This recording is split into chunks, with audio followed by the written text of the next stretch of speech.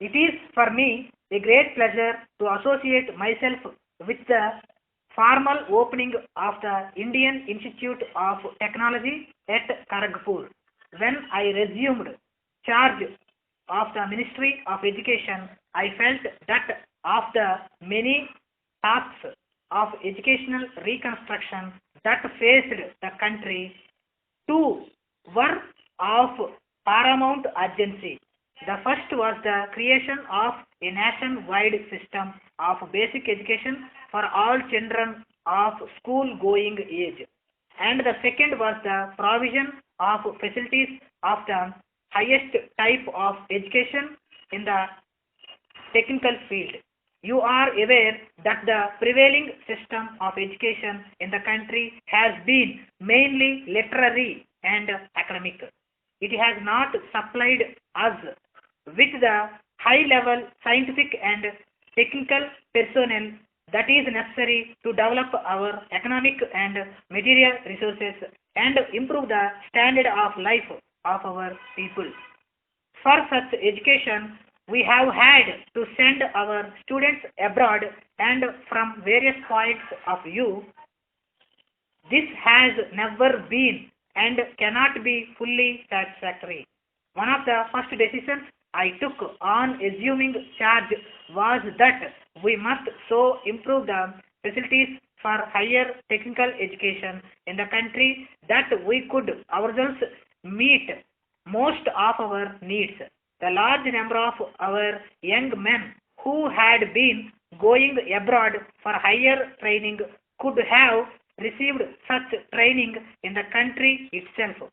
Indeed, I looked and still look forward to the day when the facilities for technical education in India will be of such a level that people from abroad will come to India for higher scientific and technical training.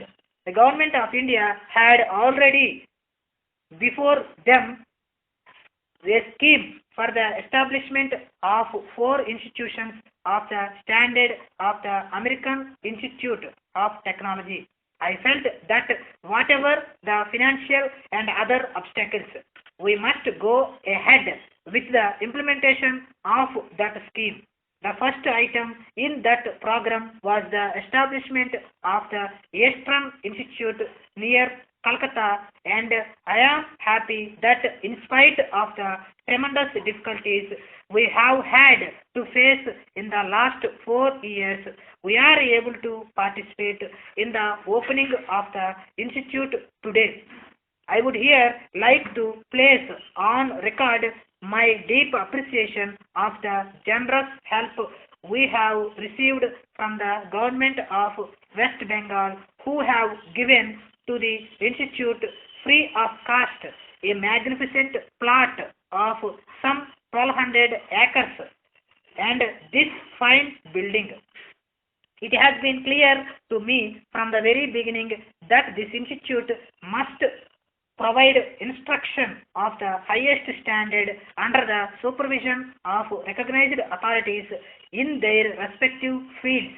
We have intended that only men of the highest quality should be in charge of the different departments, and we have not hesitated even to go outside India to recruit professors wherever necessary. We have also felt that there is no point in providing specialized courses merely because such courses exist elsewhere, but those courses could be provided only if a clear need for their provision is felt. We have therefore decided that facilities in different subjects will be made available at the institute only when we are satisfied that properly qualified and experienced personnel has been secured to run the course and that the industrial and technical development of the country need the provision of such a course.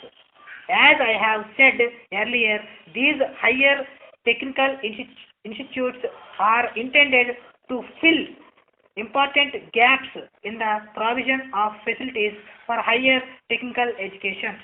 Pending the establishment of such institutes, we have sought to fill some of these gaps by improving the facilities available in the existing institutions.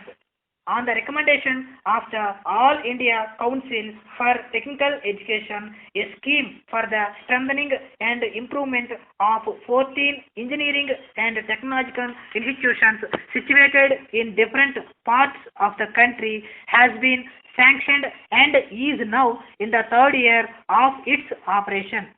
This scheme will cost approximately rupees 2 crores. The government have also sanctioned large amounts for the development of the Indian Institute of Science, Bangalore. Now that the Indian Institute of Technology has been established, fresh encouragement will be given to the improvement of technical education throughout the country. The institute will provide postgraduate and research facilities which can be utilized properly only if a sufficient number of graduates in engineering and technology of a sufficiently high quality are forthcoming to take advantage of the facilities offered. This aspect of the question is constantly in our minds, and I can assure you that the government will continue to take a keen interest in the all-round development of facilities of technical education throughout the country. The institute, which is being inaugurated today, will have provision for the teaching of 2,000 students at the undergraduate level and 1,000 students for postgraduate study and research. These students will be drawn from all over the country and their close association in a fellowship of study and research in some of the most formative years of their life will develop in them a consciousness of their common Indian nationality and culture. Vasant Industrial and Engineering Works, Worli Road, Bombay 10. Dear Krishna, many thanks for your report, which I have not yet had time to analyze. A cursory reading of it, however, is sufficient to show that you have done extremely well during the past 3 months, and I heartily congratulate you upon the excellent result obtained. I will let you have my detailed comments early next week. The purpose of this letter is to warn you that Mr. James Paul mentioned on page 4 of your report is most unreliable, and to ask you to exercise the utmost caution in dealing with him, especially if he asks for credit or for any privileges of a financial character. I also write to tell you that I have been discussing with Mr. Bajaj the possibilities of an extension of your area. I am also quite sure that we will achieve it very soon. I think that it will be practicable to reduce the time that you find it necessary to spend in the eastern zone, which on the whole is not profitable as other areas that have not been yet fully worked. A definite decision will not be reached until next month. In the meantime, I shall be glad if you will let me have your opinion upon 1 or 2 points. Can you find a competent assistant who will be able to relieve you of some of the indoor work? Assuming that you are not required to go into the eastern zone, can you devote 2 months each year to the large industrial centers of the western zone and find time to look up the principal Madras and Calcutta firms? If an extension is decided upon, would you prefer it to be in the direction of Delhi and Kashmir? Possibly, you may be able to make suggestions which, if adopted, will add to the importance of your area and result in a desirable extension of it.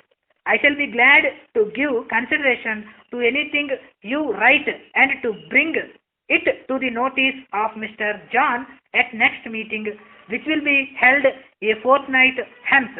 Yours sincerely.